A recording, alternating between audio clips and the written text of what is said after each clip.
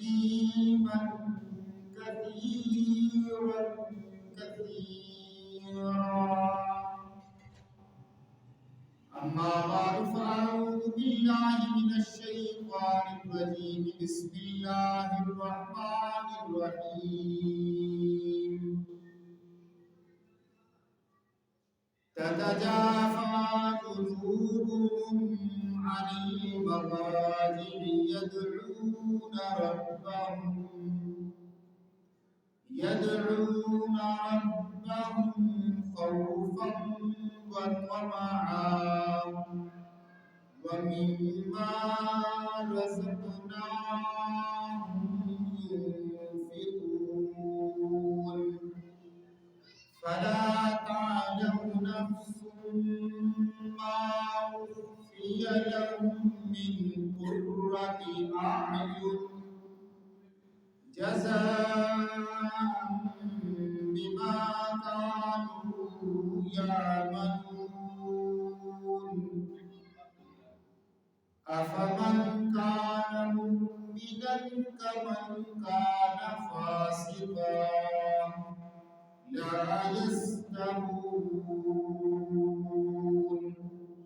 صدق الله العظيم وصدق رسوله النبي الكريم ونحن على ذلك لمن الشاهدين والشاكرين والحمد لله رب العالمين.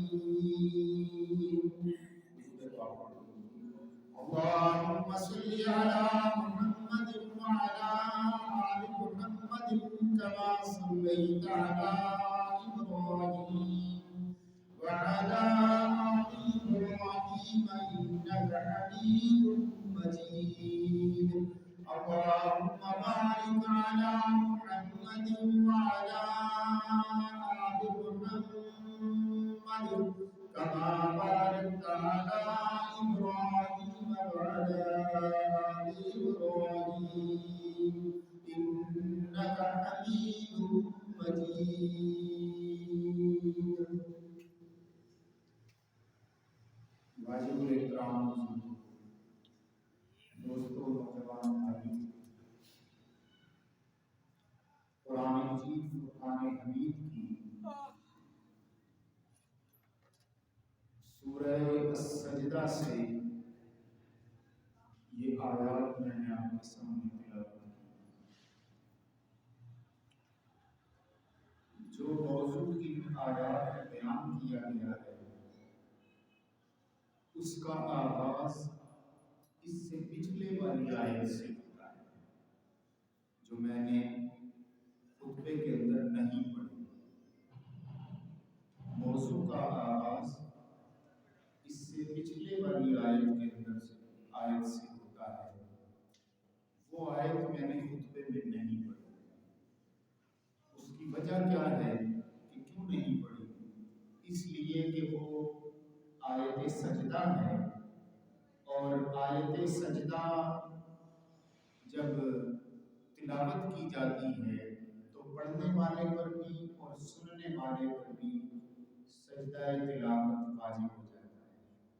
اس پہلو سے جب اسے لاؤڈ اسپیکر میں پڑھا جائے گا تو اس کا مطلب یہ ہے کہ لاؤڈ اسپیکر میں صرف یہاں آپ لوگ ہی نہیں سن رہے بلکہ گھروں میں خواتین بھی سنتی ہیں، مرد بھی چلنے پھرنے والے واجب دھیانی میں بھی سنتے ہیں. تو اس بے احترامی سے بچنے کے لیے میں نے اس آیت کو خطبے کے اندر تلاوت نہیں کیا. لیکن آپ حضرات یہاں جو بیٹھے ہیں، اب میں جب ان کے سامنے یہ آیت شروع کروں گا تو اس کے ساتھ آپ سب حضرات پہ ایک مرتبہ سجدہ تلاوت واجب ہو جائے گا. وہ آپ نے نماز ادا کرنے کے بعد ایک مرتبہ اسے ادا کر دیں. سجدہ تلاوت ادا کرنے کے لیے کسی الگ سے نیت کی ضرورت نہیں ہوتی.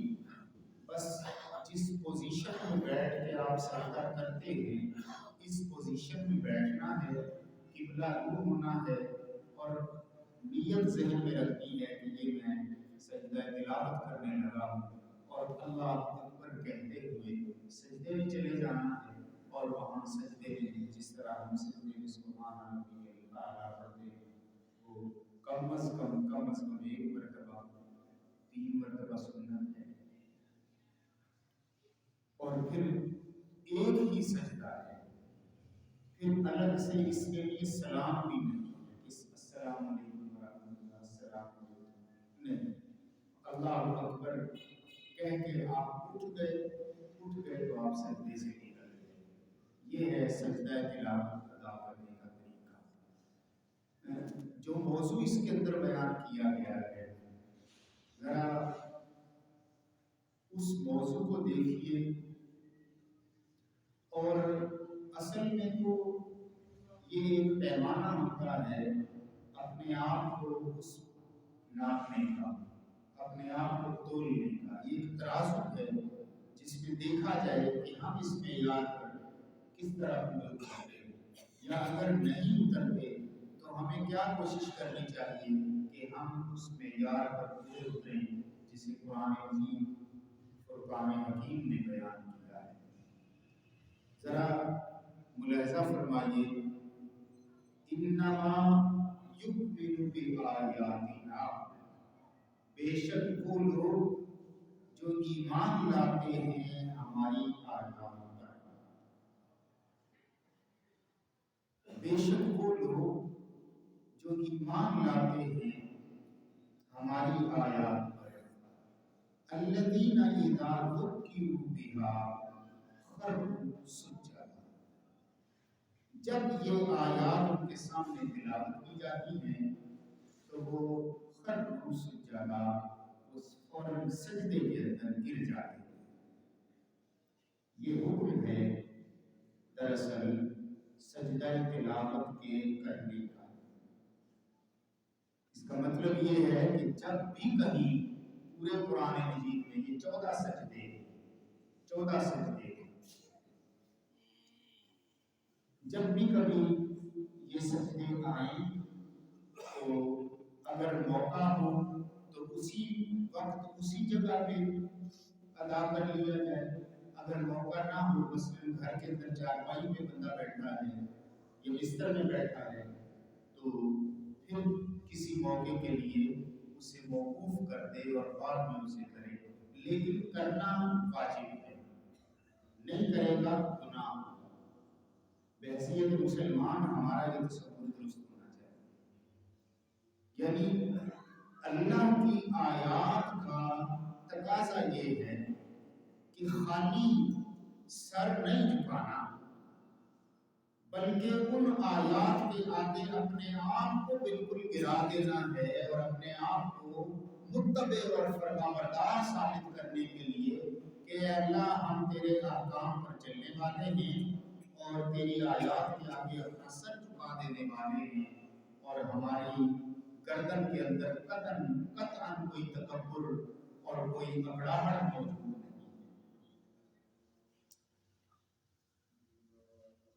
اذا ذکروا بها خروا سجدا، وہ سجدوں کے اندر گر جاتے ہیں، وسبحوا بحمد ربهم، اور ان سجدوں کے اندر وہ کیا کرتے ہیں؟ اپنے رب کی تسبیح بیان کرتے ہیں۔ اب یہ رب کی تسبیح سبحان ربی العظیم بھی ہے، سبحان اللہ بھی ہے، سبحان ربی الاعلیٰ بھی ہے، یا رب لک الحمد کما ينبغی لجلال وجهک وعظیم سلطانک، جتنی، اور یہ بھی نہیں ہے کہ یہ فارمیلٹی پوری کی جائے، نہیں، بلکہ کبھی کبھی اس سجدے والی آیت کے اندر آپ اپنی طرف سے دعائیں مانگیں۔ اس سجدے کی حالت کے اندر یعنی دعا کا بھی مطلب یہ نہیں ہے کہ ہاتھ اٹھا کے اور بیٹھ کے دعا مانگ رہے ہیں، دعا کا بھی مطلب یہ ہے کہ اس سجدے کی کیفیت کے اندر، سجدے کی حالت میں اللہ رب العزت کے حضور دعائیں کی جائیں۔ یہ یعنی پہلا کام یہ کہ سبحوا بحمد ربهم، وہ اپنے رب کی تسبیح بیان کرتے ہیں اس سجدے کے اندر، وهم لا یستکبرون، اور وہ کسی طرح کا کوئی تکبر کبھی نہیں کرتی، تکبر نہیں کرتی، وہ تکبر کسی طرح کا بھی، وہ مال کا ہو، علم کا ہو، دولت کا ہو، جاہ و منصب کا ہو، وہ دنیاوی مقام مرتبے کا ہو، کسی لحاظ سے بھی ان کے اندر تکبر نہیں ہوتا۔ تکبر اللہ کو پسند نہیں ہے، اور تکبر کی جو جو نشانیاں ہیں انہیں دین اسلام نے ملیا میٹ کر دیا۔ تکبر کی جو جو علامتیں تھیں اللہ کے رسول صلی اللہ علیہ وسلم کے زمانے میں، انہیں اللہ کے رسول صلی اللہ علیہ وسلم نے مٹا کے رکھ دیا۔ یعنی عربوں کے اندر یہ اپنی چادر یا اپنی عبا یا اپنا لباس یا اپنا چولا یا اپنا چوغا یا اپنا جبہ وہ اتنا لمبا اور بڑا سلواتے کہ وہ پیچھے لٹکتا ہوا چلتا ہے، اور اس کی ایک علامت یہ اپنے تہبند کو دھوتی کو، ہمارے یہاں پنجاب میں یہ اب تک بڑے لوگ بڑی لٹوں والے تہبند باندھتے تھے، لاچے باندھتے تھے اور اس کو زمین پر وہ رگڑتے ہوئے چلتے تھے۔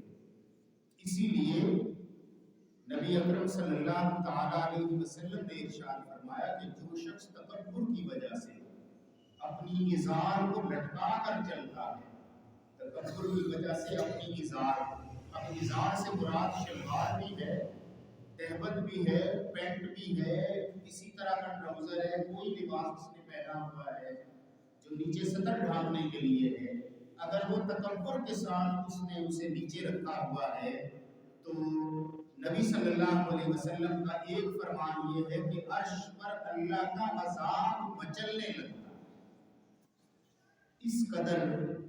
اور دوسرا، مفسرین نے، فقہاء نے یہ مسئلہ بیان کیا ہے کہ اس شخص کی نماز ادا نہیں ہوتی جس شخص کا ازار اس کے ٹخنوں سے نیچے، یعنی یہ حکم اس طرح سے ہے کہ مردوں کو ٹخنوں سے اوپر رکھنے کا حکم ہے اور خواتین کو ٹخنوں سے نیچے رکھنے کا، انہوں نے ٹخنوں سے نیچے تک رکھ دیا اور مردوں نے ٹخنوں سے اوپر رکھا۔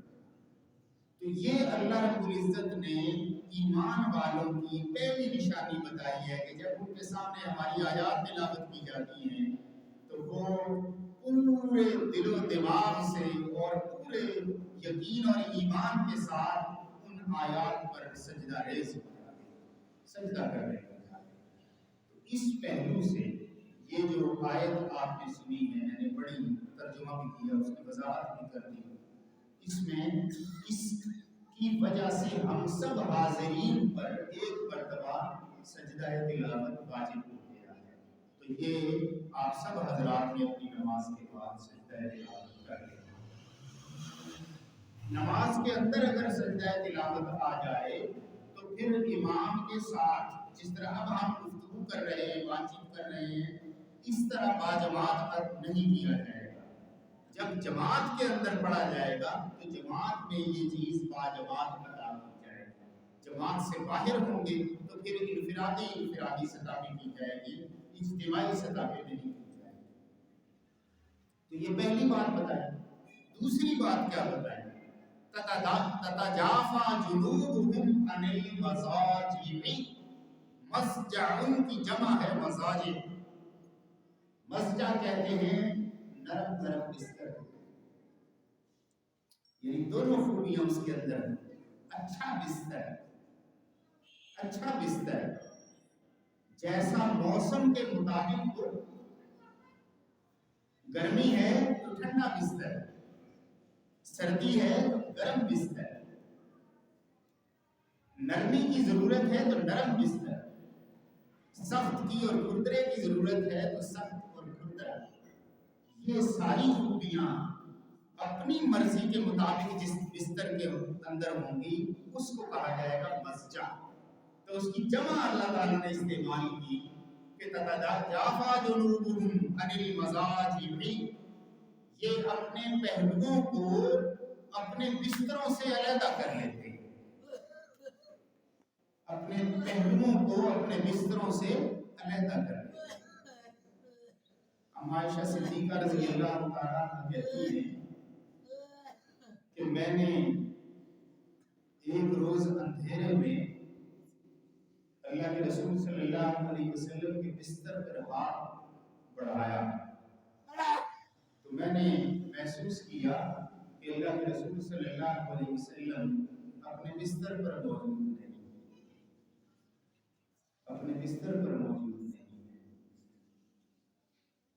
یہ بات بھی ہو رہی ہے رات کی۔ عام طور پہ رات میں بندہ بستر پہ لیٹتا ہے، آرام کرنے کے لیے تو دن میں بھی لیٹ جاتا ہے، لیکن اس میں بھی یہی حکم ہے کہ جب نماز کے لیے بلاوا آئے گا تو اپنے بستر سے پھر اٹھنا ہے۔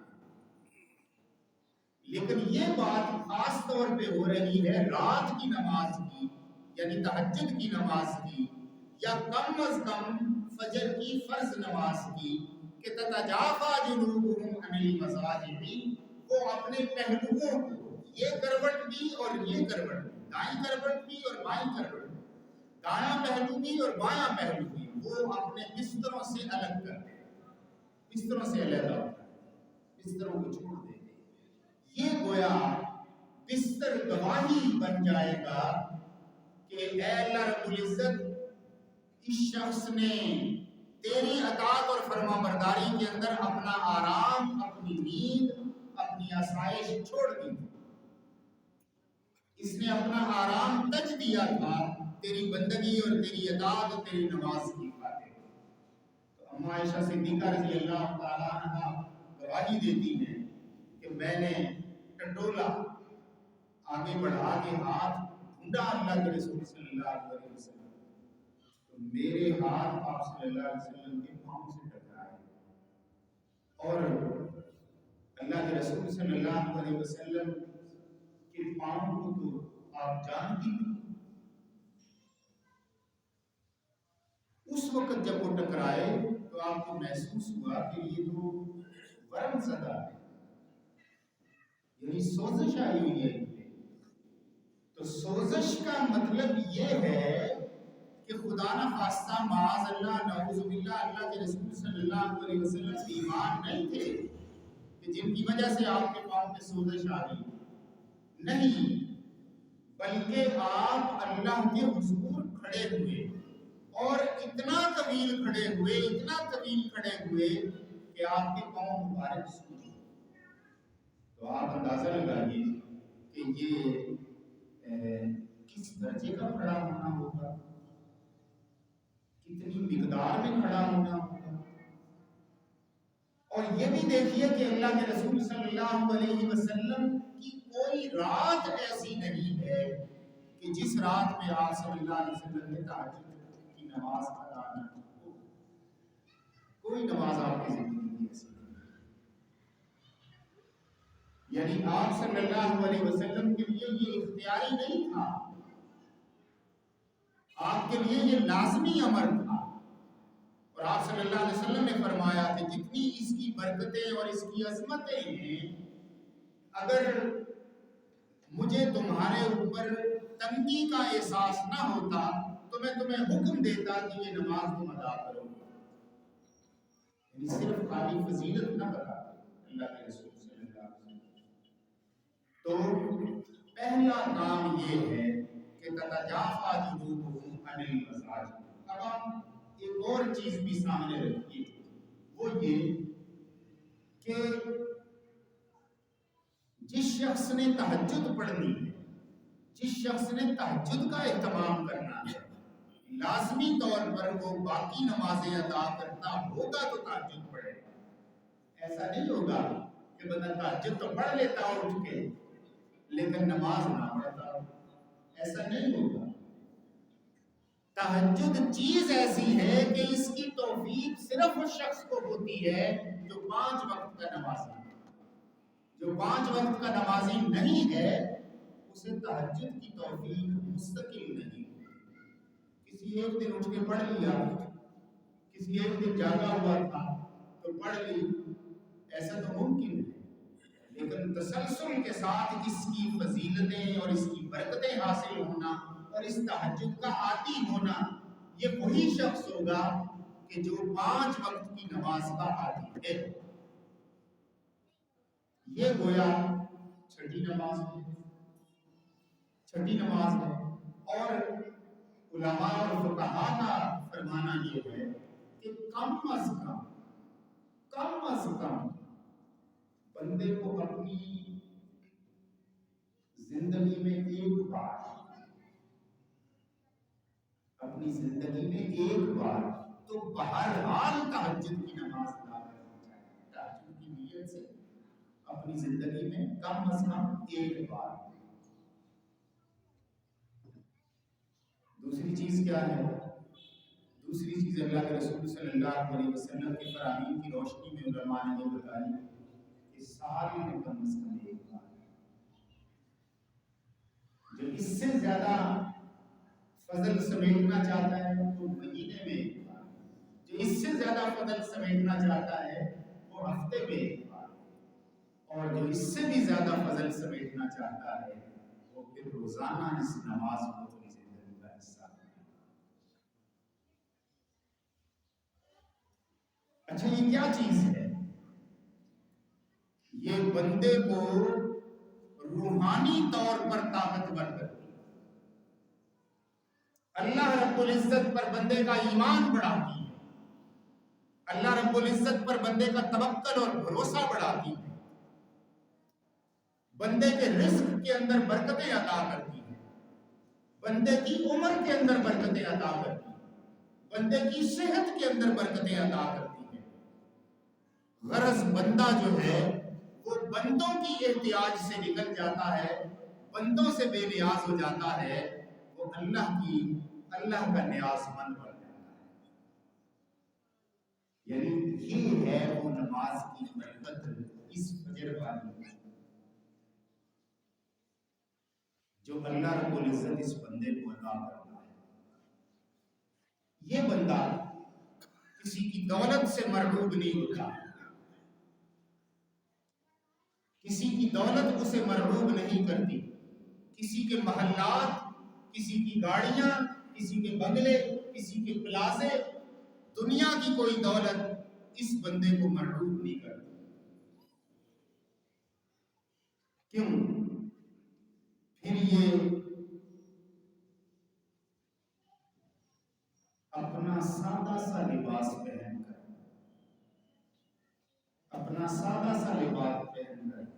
اس کے اندر بھی مطمئن زندگی گزارتا ہے۔ کملی میں مگن اپنی رہتا ہے گدا تیرا، کملی میں مگن اپنی رہتا ہے گدا تیرا۔ پھر وہ اپنی اس کملی کے اندر بھی مگن رہتا ہے جو اللہ تعالیٰ کے آگے سوال کرنے والا ہے، دنیا کی دولتوں سے دور رہتا ہے۔ دنیا کے کسی روبدار کا روب اس کے اوپر باقی نہیں رہتا۔ جو شخص تہجد کی نماز کا عادی ہے، وہ جو اقبال نے بات کہی کہ یہ پیام دے گئی ہے مجھے باد صبح گاہی، یہ پیام دے گئی ہے مجھے باد صبح گاہی، کہ خودی کے عارفوں کا ہے مقام پادشاہ، کہ خودداری کو جاننے والوں کو اور اللہ پر یقین اور بھروسہ کرنے والوں کو، اپنے رب کے ساتھ لو لگانے والوں کو پھر اللہ تعالیٰ خوددار بنا دیتا ہے۔ اور یہ کس چیز نے پیغام دیا ہے؟ یہ صبح کی بیداری ہے، صبح کے وقت بیدار ہونا اور اللہ کے حضور کھڑے ہونا، یہ ہے اس کا فائدہ۔ تو یہ لوگ تتجافی جنوبہم عن المضاجع، یہ اپنے پہلوؤں کو، اپنے آپ کو بستروں سے علیحدہ رکھتے ہیں، اور علیحدہ رکھ کر پھر کیا کرتے ہیں؟ یدعون ربہم خوفا وطمعا، یہ اپنے رب کو پکارتے ہیں لالچ کر کے بھی اور ڈر کے بھی۔ ان کے اندر ڈر بھی ہوتا ہے اور لالچ بھی ہوتا ہے۔ डर किस चीज का होता है? अल्लाह की नाराजगी का, अल्लाह की नाराजगी का। और लालच किस चीज का होता है? अल्लाह की रजा का, अल्लाह की खुशी का। इस तरह नबी सल्लल्लाहु अलैहि वसल्लम ने इरशाद फरमाया ना कि रश्क और रीस, हमारे यहाँ लफ्ज़ बोलते हैं ना, फला फला की रीस करता, रीस। नबी सल्लल्लाहु अलैहि वसल्लम ने इरशाद फरमाया रीस सिर्फ दो चीजों में जायज है। दूसरे की रीस करना, ये सिर्फ दो चीजों में जायज है। आजकल तो रीस फिर बंदा दूसरी चीजों में करता है, मकान बनाने में रीस करता है, गाड़ियां लेने में रीस करता है, लिबासों में रीस करता है, और अच्छे तालीमी इदारों में अपनी औलादों को पढ़ाने की रीस करता है, और दुनियावी स्टेटस और मकाम और मर्तबे की रीस करता है। अल्लाह के रसूल सल्लल्लाहु अलैहि वसल्लम ने इरशाद फरमाया कि रीस सिर्फ दो शख्सों की जाएगी। एक वो शख्स कि जिसे अल्लाह ने इल्म दिया, तो दूसरा बंदा भी उसकी रीस करे और देखे और सोचे कि मुझे भी अल्लाह ताला ने अता किया। लेकिन ये इल्म कौन सा है? ये इल्म वो नहीं है जो अमल से खाली है। ऐसा इल्म जिस पर खुद भी अमल पैरा हो। और दूसरी रीस किस शख्स की है? दूसरी रीस उस शख्स की है कि जिसे अल्लाह ताला ने थोड़ा या ज्यादा रिज़्क दिया है और उस रिज़्क में से वो अल्लाह की राह में खर्च करता है। तो बंदे के लिए लाजिम है कि उसकी रीस करे, उसको देखे कि वो अल्लाह की राह में खर्च करता है, तो मैं भी अल्लाह की राह में खर्च करूं। और हर बड़ा अपने से छोटे को देखे कि वो कर रहा है तो मैं तो उससे भी ज्यादा कुशादा हाल हूं, मैं उसकी राह में क्यों खर्च ना करूं? इस चीज में रिस्क। तो ये क्या करते हैं? यदऊना रब्बहुम, ये अपने रब को पुकारते हैं, खौफन व तमा, डर भी होता है और लालच भी होता है। सुभान अल्लाह। वो कैसा दरिया था जिसे सैयदना उमर फारूक रज़ी अल्लाह अन्हु ने कूजे में बंद कर दिया। आपने फरमाया कि कयामत के दिन अगर ये ऐलान हो कि सारी कायनात के लोग बख्श दिए गए हैं, सिर्फ एक आदमी पकड़ा गया है, तो उमर फारूक को डर है कि कहीं वो मैं ना। ये है डर, ये है डर। और अगर कयामत के दिन ये ऐलान हो कि सब पकड़े गए हैं, सिर्फ एक छोड़ दिया गया है, तो मुझे अल्लाह की रहमत से उम्मीद है कि वो मैं। सुभान। एक तरफ अल्लाह की रहमत से उम्मीद और दूसरा अल्लाह की पकड़ का खौफ। तो ये है खौफम व तमा। तो ये अपने रब को पुकारते हैं खौफ की हालत में और तमा की हालत में।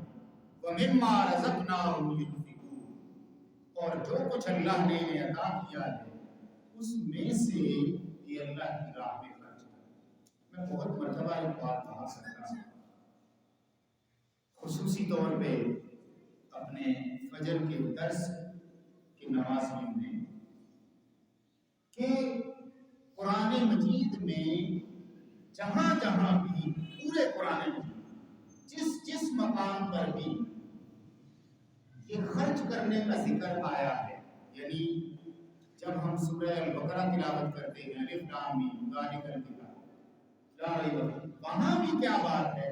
वहाँ भी ये बात है वमिम्मा रज़क़नाहुम युनफ़िक़ून, वहाँ भी ये बात की गई है।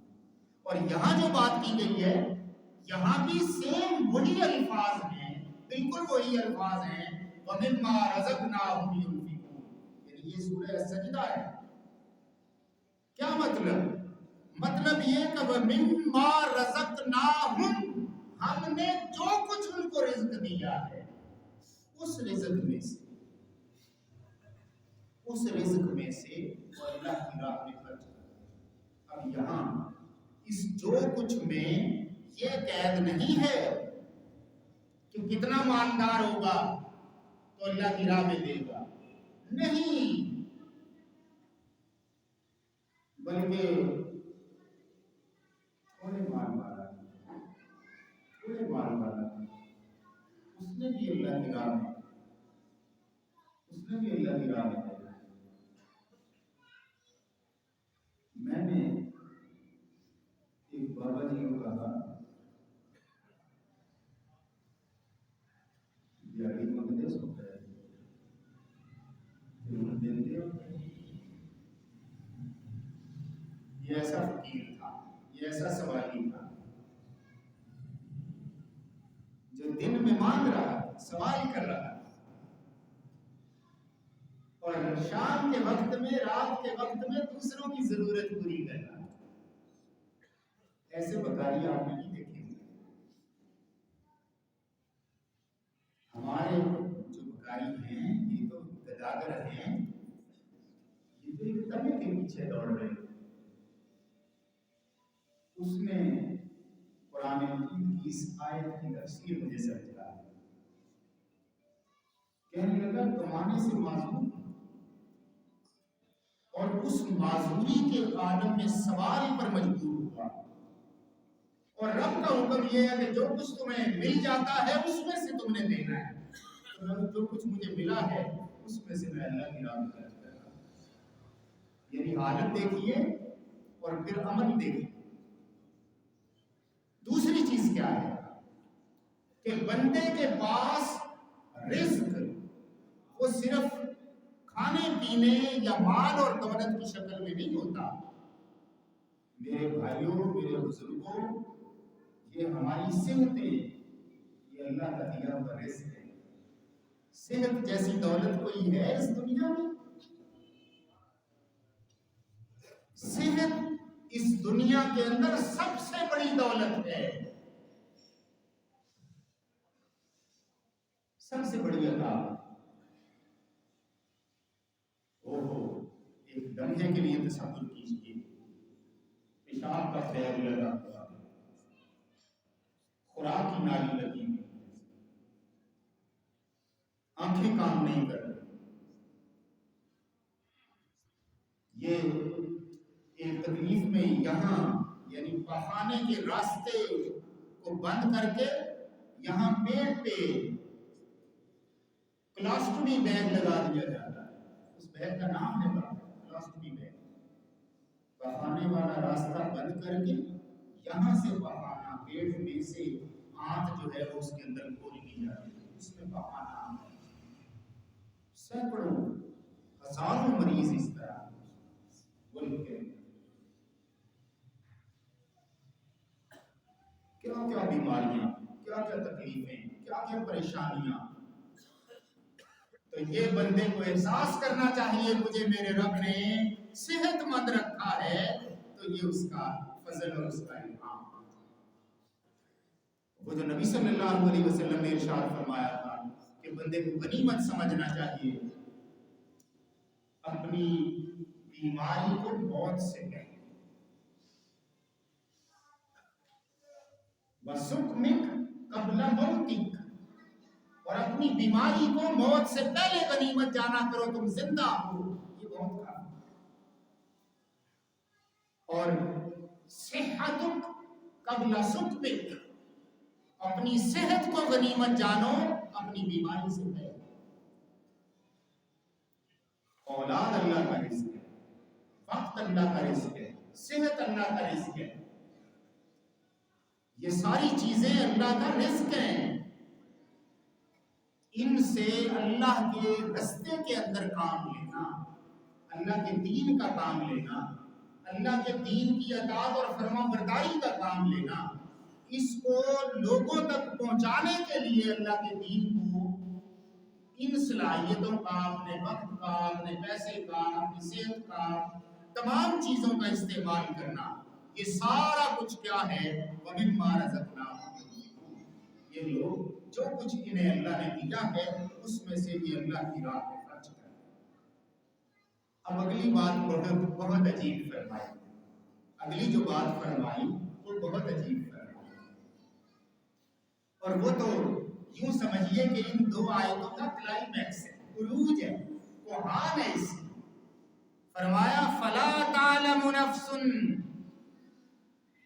یہ جو کام کرنے والے لوگ ہیں، اللہ کی آیات پر سجدے میں گر جانے والے، سجدوں کے اندر اللہ کی تسبیح بیان کرنے والے، راتوں کو اپنے بستروں سے الگ ہو کر کھڑے ہو جانے والے، اپنے رب کو خوف اور طمع کی حالت میں پکارنے والے، اور اللہ کی راہ میں جو کچھ انہیں اللہ نے دیا ہے اس کی راہ میں خرچ کرنے والے، ان سب لوگوں کے اندر فرمایا فلا تعلم نفس، کوئی نفس نہیں جانتا، کسی بندے کو نہیں پتا، کسی بندے کو آگاہی نہیں ہے، بڑے بڑے صاحب علم کوئی علم والا بھی نہیں جانتا، بڑے بڑے ان پڑھ کوئی ان پڑھ تو سرے سے نہیں جانتا، نہ کوئی بڑا جانتا ہے نہ چھوٹا جانتا ہے۔ فلا تعلم نفس، وہ جو نفس کا ہم ترجمہ کرتے ہیں کل نفس ذائقۃ الموت، ہر نفس نے موت کا مزہ چکھنا، ہر جاندار نے، تو یہاں فرمایا جا رہا ہے فلا تعلم نفس، کوئی نفس نہیں جانتا، کیا نہیں جانتا، ما اخفی لہم من قرۃ اعین، کہ ان کے رب نے ان کے لیے ان کی آنکھوں کی ٹھنڈک کا کیا کیا سامان کر رکھا ہے۔ تم میں سے کوئی بندہ نہیں جانتا کہ ان کے رب نے ان کی آنکھوں کو ٹھنڈا کرنے کا کیا کیا سامان اپنے پاس رکھا۔ سبحان اللہ، یہ آنکھوں کا ٹھنڈا ہونا، آنکھوں کا ٹھنڈا ہونا یہ محاورہ ہے، میری آنکھیں ٹھنڈیاں، یہ نہیں ہے کہ آنکھوں کے اندر کوئی برف رکھی یا آنکھیں فریج میں رکھی اور آنکھیں ٹھنڈی ہوئی، یہ محاورہ ہے، دل کو سکون اور خوشی حاصل، دل کو اطمینان اور طمانینت حاصل۔ جیسے اللہ کے رسول صلی اللہ علیہ وسلم نے ارشاد فرمایا قرۃ عینی فی الصلاۃ، میری آنکھوں کی ٹھنڈک نماز میں۔ اما عائشہ صدیقہ رضی اللہ تعالیٰ عنہ کا بھی مقام و مرتبہ اور شان کیا ہے، آپ صلی اللہ علیہ وسلم نے ارشاد فرمایا اے عائشہ تم میری آنکھوں کی ٹھنڈک، سبحان اللہ، رضی اللہ تعالیٰ عنہ، کتنی محبت فرماتے تھے اللہ کے رسول، اور کائنات کی کیسی خوش نصیب خاتون ہیں اما عائشہ صدیقہ رضی اللہ تعالیٰ عنہ، جن کے بارے میں اللہ کے رسول صلی اللہ علیہ وسلم کا فرمان گرامی ہے کہ عائشہ تم میری آنکھوں کی ٹھنڈک۔ ہم میں سے وہ لوگ جنہیں اللہ نے زندگی میں اچھی بیویاں عطا کی، جن کا سنگ اچھا رہا، جنہیں اللہ نے پاکیزہ، متقی، صابرہ، شائستہ، شستہ، پاکیزہ بیوی عطا کی، اس بیوی کا جو سکون اور طمانینت ہے وہ ہر بندہ جان سکتا ہے، اور ایسا نہ ہو تو اس بیوی جو مصیبت بنی ہوئی ہے اس کی کس درجہ میں تکلیف ہے، یا کس درجے میں اس کی بندے کو بے چینی اور بے قراری اور بدسکونی اور بے سکونی اور لا اطمینانی ہوتی ہے، یہ وہ بندہ جان سکتا ہے کہ جس کو بیوی کی طرف سے سکون میسر نہ ہو۔ اللہ کے رسول صلی اللہ علیہ وسلم گویا اما عائشہ صدیقہ رضی اللہ تعالیٰ عنہ کی طرف سے بہت سکون حاصل تھا۔ ہم اپنی اولادوں کے بارے میں کہتے ہیں، اپنے عزیزوں کے بارے میں، اپنے بھائیوں کے بارے میں، اپنی بہنوں کے بارے میں، اپنی بچیوں کے بارے میں کہ فلاں تو میری آنکھوں کی ٹھنڈک ہے، ان کی اطاعت اور فرمانبرداری اور خدمت گزاری اور خدمت شعاری کی وجہ سے تب ہم کہتے ہیں کہ میری آنکھوں کی ٹھنڈک ہے۔ تو اللہ پاک فرما رہے ہیں کوئی نفس نہیں جانتا کہ میں رب تعالیٰ نے رب ہونے کی حیثیت سے اپنے اس بندے کے لیے اپنے پاس ہی اس کی آنکھیں ٹھنڈی کرنے کے لیے کیا کیا سامان رکھا.